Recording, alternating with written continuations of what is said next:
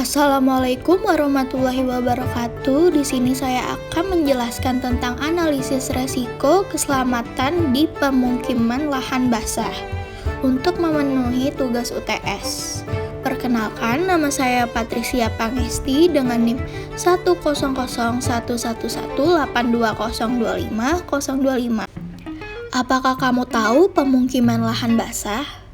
Pemukiman lahan basah merupakan bagian dari lingkungan hunian di setiap wilayah di mana tanahnya jenuh dengan air, tergenang air yang dangkal, baik sebagian atau keseluruhannya. Genangan airnya bersifat permanen atau terus-menerus atau musiman, baik berupa air diam ataupun mengalir, baik berupa air tawar, air payau, maupun air asin. Selanjutnya, lahan basah bukan perairan. Berikut ini merupakan ciri dan sifat lahan basah. Yang pertama, lahan basah umumnya bercirikan tinggi muka air yang dangkal. Yang kedua, dekat dengan permukaan tanah. Yang ketiga, memiliki jenis tumbuhan yang khas. Yang keempat, lahan basah kerap disebut juga sebagai wilayah peralihan antara daratan dan perairan. Selanjutnya, lahan basah memiliki dua jenis. Yang pertama, lahan basah alami, meliputi rawa-rawa air tawar, hutan bakau atau mangrove, rawa gabut, hutan gabut, paya-paya, dan riparian atau tepian sungai.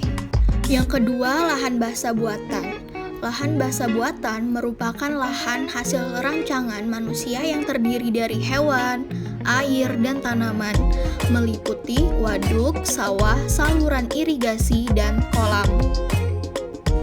Selanjutnya, lahan basah di Indonesia.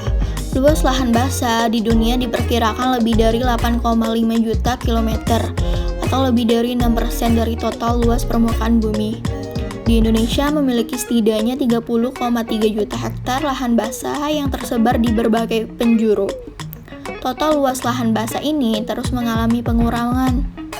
Sejak lama, lahan basah banyak beralih fungsi sebagai daerah pemukiman, pertanian, dan eksploitasi lainnya.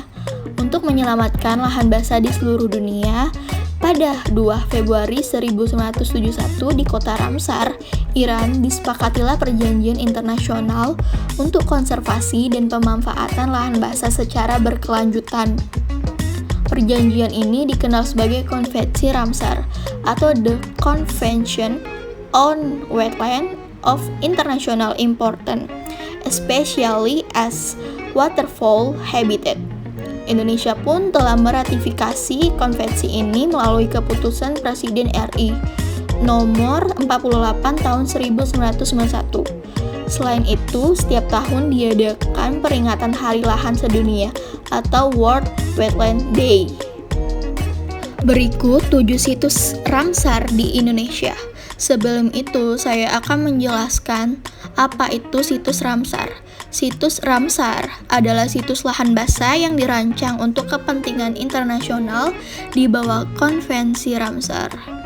Meliputi yang pertama, Taman Nasional Berbak di Jambi, yang kedua, Danau Sentarum di Kalimantan Barat, yang ketiga, Suaka Marga Satwa Pulau Rambut di DKI Jakarta, yang keempat, Taman Nasional Rawa Aupa Watumohai di Sulawesi Tenggara, yang kelima, Taman Nasional Sembilang di Sumatera Selatan, yang keenam, Taman Nasional Wasur di Papua, dan yang ketujuh, Taman Nasional Tanjung Puting di Kalimantan Tengah.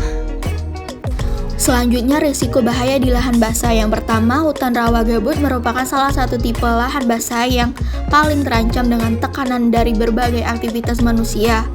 Yang kedua, kemarau panjang yang terjadi hampir setiap tahun telah menyebabkan lahan rawa gabut terbakar akibat kesalahan manusia dan menyebabkan bencana kabut asap yang menyebabkan banyak kerugian di berbagai sektor.